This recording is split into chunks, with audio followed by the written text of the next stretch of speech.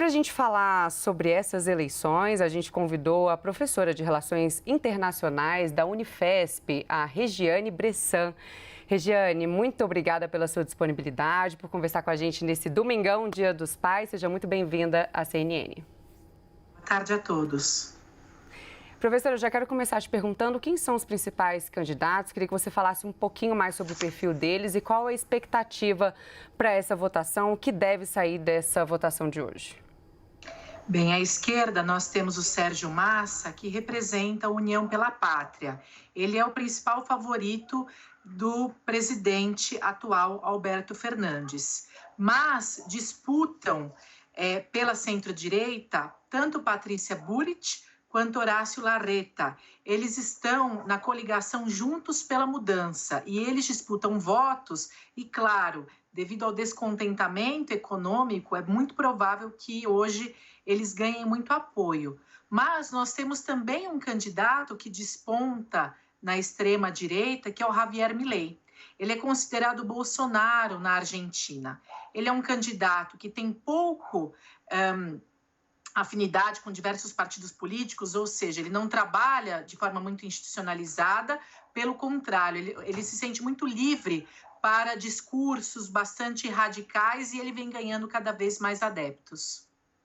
Levando em consideração esse cenário de crise econômica pelo qual a Argentina passa, a senhora avalia que a economia deve ser o ponto principal ali para que eles consigam ganhar os eleitores ou algum outro ponto poderia também chamar a atenção dos eleitores nessa votação? A crise econômica, a desigualdade, a insegurança e a desconfiança política conformam justamente uma grande insatisfação dos eleitores. A Argentina enfrenta uma inflação de 3 dígitos. Além disso, nós tivemos um aumento da pobreza. Trocaram-se, inclusive, os partidos nas eleições anteriores e eles não conseguiram resolver, o problema estrutural econômico do país. Por isso que isso acaba dando margem a candidatos como Javier Milei, que tem um discurso muito inflamado, muito radical. Então, todos esses fatores conformam aí, influenciam as votações não só de hoje, mas, obviamente, de outubro. A gente tem falado muito da questão econômica da Argentina, né? Essa crise econômica que o país passa. Mas a política também está indo nessa linha? O país também enfrenta uma crise política? Queria que a senhora falasse um pouquinho mais sobre o cenário político lá, que, claro, está diretamente ligado ao cenário econômico.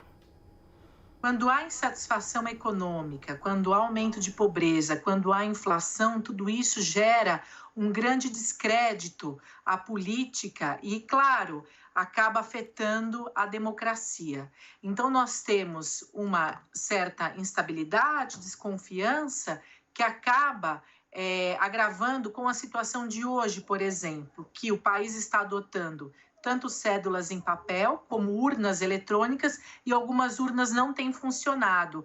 Tudo isso gera, maior desconfiança e abre, inclusive, precedentes para discursos cada vez mais radicais.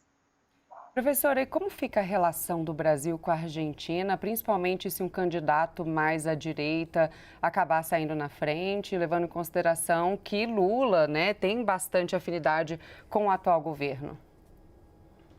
É claro que o espectro político e ideológico acaba ocasionando maior afinidade entre os presidentes. No entanto, a gente não pode se esquecer que o Brasil ainda é um dos principais parceiros comerciais da Argentina. Para se projetar no mundo, a Argentina ainda vislumbra o potencial, o poder brasileiro. Então, isso, por exemplo, acontece nas próprias negociações entre União Europeia e Mercosul. Então, analisando e tendo realizado, inclusive, entrevistas com diferentes lideranças na Argentina, o que eu posso afirmar? Que nós não vamos ter grandes mudanças em relação às relações entre Argentina e Brasil, aos interesses, mas é claro, se ganhar um candidato como o Milei, que é um extremista, aí a gente pode ter algumas dificuldades, ainda que não mude muito o comércio, podemos ter algumas dificuldades, por exemplo, nas negociações com a União Europeia ou nas próprias negociações internas ao Mercosul.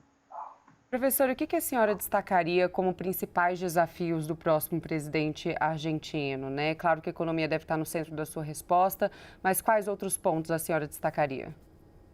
Bom, além da economia, ou seja, combater a inflação, o país precisa atrair investimentos, atrair investimentos para desenvolvimento de infraestrutura, para desenvolvimento da indústria, e isso, claro, acaba gerando mais emprego e acaba ajudando de forma direta o país a combater a desigualdade e a pobreza.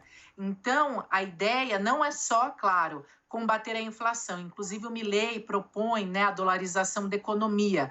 O Equador já fez isso e nós sabemos que acaba muitas vezes sendo um tiro no pé, porque o país fica refém de uma moeda estrangeira para fazer, né, os acertos, a calibragem macroeconômica. Então, o país precisa segurar a inflação para conseguir atrair cada vez mais investimentos e, claro, enfrentar a desigualdade do país. Perfeito, professora Regiane Bressan, muito obrigada pela sua disponibilidade, por conversar com a gente nesse domingo aqui no 360. Foi uma aula que você deu para a gente aqui hoje. Até uma próxima. Até!